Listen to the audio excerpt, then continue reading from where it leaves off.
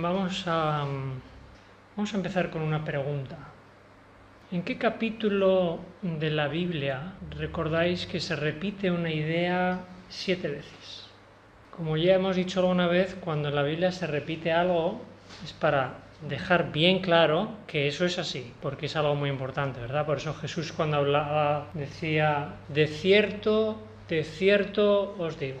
La repetición tiene que ver con la importancia. ¿Os suena algún capítulo en la Biblia donde 7 veces se repita una idea? En un capítulo, no en un libro. Si vamos al primer capítulo de la Biblia, Génesis 1, vamos a encontrar que se repite algo 7 veces. Si alguien quiere seguir, si vamos a buscar, por ejemplo, Génesis 1:4, dice que la luz era buena. Luego en el versículo 10 dice que la tierra y el mar eran buenos. Luego dice que la naturaleza era buena, el sol y la luna bueno, los animales del mar buenos, los animales de la tierra buenos. Y en séptimo lugar, en el versículo 31 dice que el hombre y la mujer y todo era bueno. Todo era bueno y se repite 7 veces en el capítulo 1 del Génesis. Y todo lo bueno incluye la sexualidad también. Si alguien cree que la sexualidad es algo malo, tiene un problema con la creación. Tiene un problema. Tiene un problema con la creación o tiene un problema en su vida, porque se ha creado un trauma, obviamente. Y hay algunos, como dice también en Isaías 5:20, dice, hay algunos que a lo bueno dicen malo. Y habla que estas personas son malvadas, Y bueno, sabemos, porque en el Evangelio también aparece en el capítulo 7 de Corintios que hemos mencionado antes, el marido cumpla con la mujer el deber conyugal, la mujer con el marido, y más adelante en el versículo 5, no os neguéis el uno al otro. Pero Satanás es muy astuto en transformar lo bueno en malo. Él es experto en eso.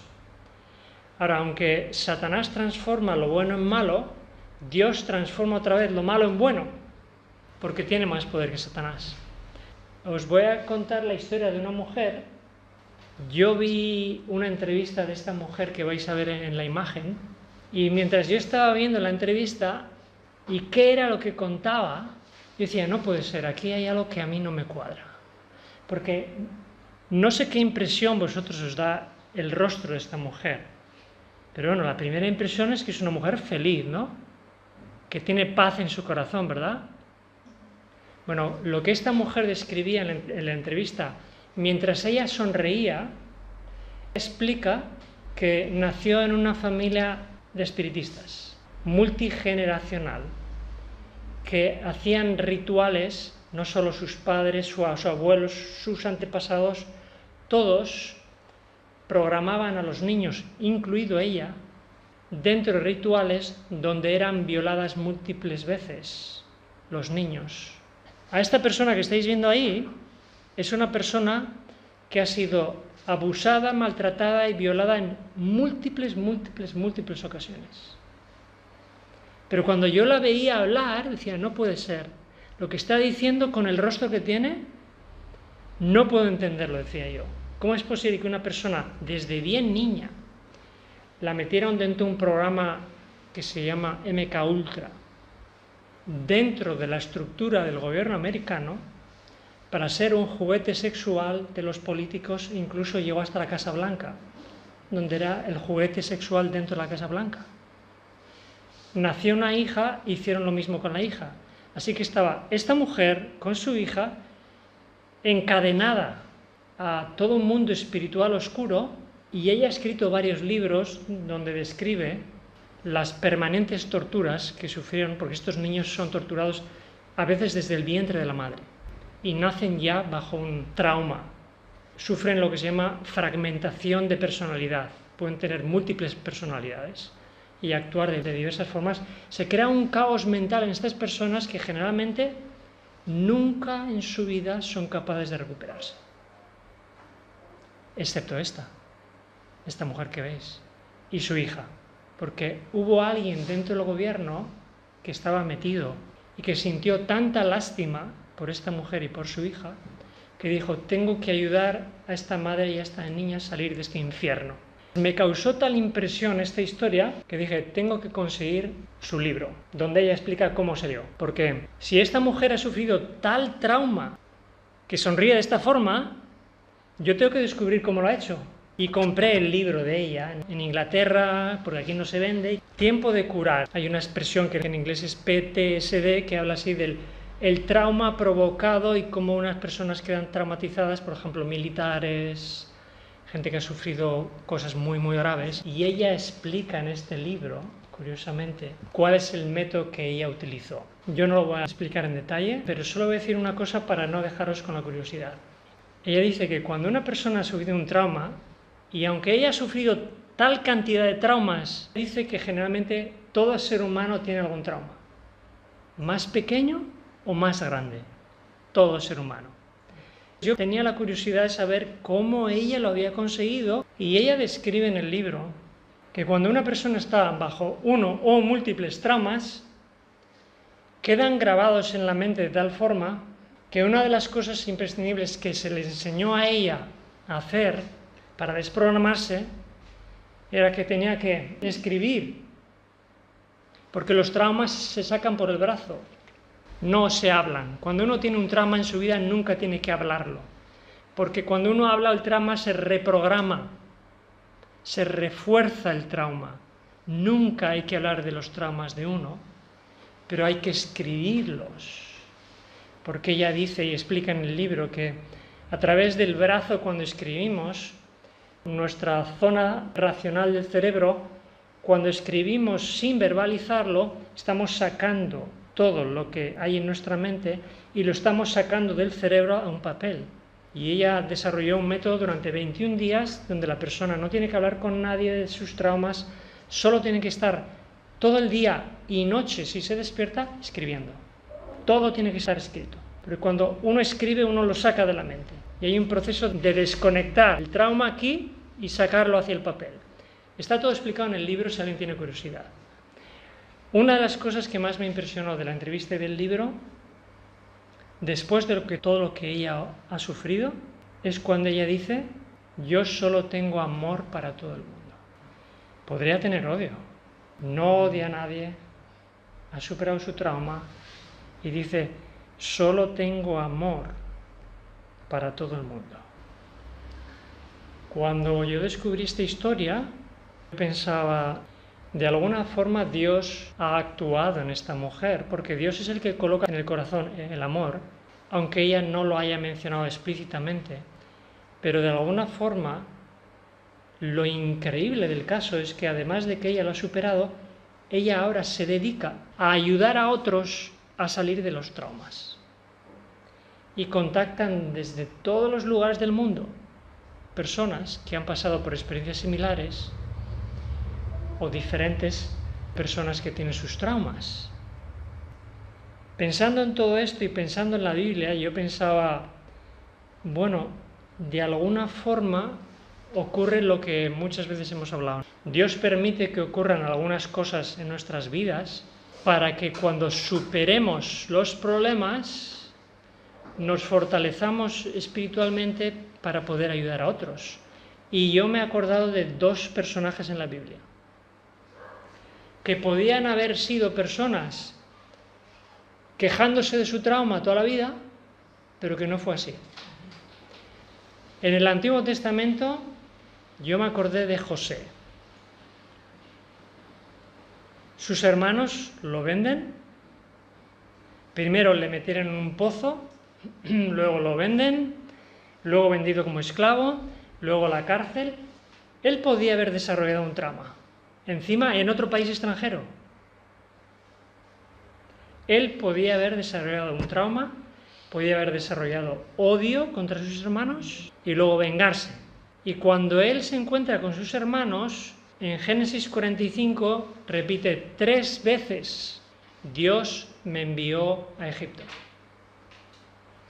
No dice, vosotros me traicionasteis y me vendisteis como esclavos. No, dice, Dios me envió a Egipto 3 veces.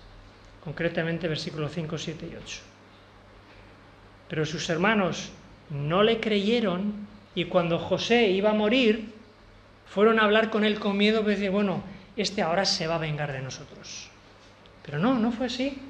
Si leemos en Génesis 50, dice, José se dio cuenta de que los hermanos no habían entendido que él los había perdonado, que él no tenía ningún trauma, que él no tenía odio. Y José, cuando les escucha, se pone a llorar y les dice entonces en el versículo 20, Dios lo encaminó para bien. Esta expresión me gusta mucho. Dios lo encaminó para bien. ¿Cuántos problemas hay en vuestras vidas que vosotros pensabais que era un drama, que era un trauma, y luego Dios lo encaminó para bien? ¿O cuántos traumas estamos ahora sufriendo? Y puede que Dios lo esté encaminando para bien, pero nosotros nos estamos enfocando en que el problema que me están provocando, cuando Dios todo lo encamina para bien, aunque sea un trauma, porque por medio de un trauma una persona se recupera y es capaz de ayudar a otros a superar los traumas. Así que, obviamente, José no sufrió ningún trauma, pero podía haber desarrollado un trauma. Él colocó su fe en Jehová y Jehová le protegió para que esto no ocurriera. El segundo personaje, en el Nuevo Testamento, posiblemente la persona después de Jesús que más sufrió y que más traumas pudo haber desarrollado fue el apóstol Pablo. De tantos problemas que él pudo sufrir, me impresiona cuando, por ejemplo, en 2 Corintios 7, versículo 4 dice, sobreabundo en las tribulaciones. Yo tengo tribulaciones, pero dice sobreabundo. Y luego dice en el capítulo 12, versículo 10, por amor a Cristo me gozo en las debilidades, en afrentas, en necesidades, en persecuciones, en angustias, porque cuando soy débil, entonces soy fuerte. ¿Cuántos de nosotros nos gozamos en Cristo cuando tenemos problemas? El apóstol Pablo se gozaba, pero no solo se gozaba cuando estaba en Roma, en la ciudad de Corinto, en Éfeso, no, se gozaba cuando estaba en la cárcel. Si vais al libro de Filipenses, es interesante, estando en la cárcel, dice, doy gracias a Dios con gozo, en los versículos 3 y 4. ¿Qué ocurriría si a nosotros nos llevan a la cárcel? ¿O qué ocurrirá cuando nos lleven a la cárcel? ¿Nos vamos a gozar en la cárcel si nos llevan porque nos han llevado presos por predicar el Evangelio, como ya está ocurriendo con algunas personas? En el capítulo 2, versículo 17 dice, aunque sea sacrificado, o sea, aunque me maten, me gozo y me regocijo. Filipenses 2, 17. O sea, aunque me maten, me gozo y me regocijo. Si seguimos más adelante, Filipenses 4:11, Pablo desde la cárcel dice, he aprendido a estar contento cualquiera que sea mi situación. Y nosotros que no estamos en la cárcel, muchas veces no estamos contentos con nuestra situación. Por último, Filipenses 4:13, todo lo puedo en Cristo que me fortalece. Esa es la clave. La vida va a ser gozosa si Cristo me fortalece. La vida va a ser un trauma si Cristo no está en mi vida. No tenemos excusas para estar en un trauma. Porque si Cristo está con nosotros, vamos a superar el trauma. Y el trauma se supera, además de lo que esta mujer dice escribiéndolo, aceptando y perdonando. Ahora, la pregunta que os hago es, ¿cuáles son los traumas de tu vida? ¿Cuántos traumas tienes en tu vida? ¿Por qué no se han resuelto esos traumas?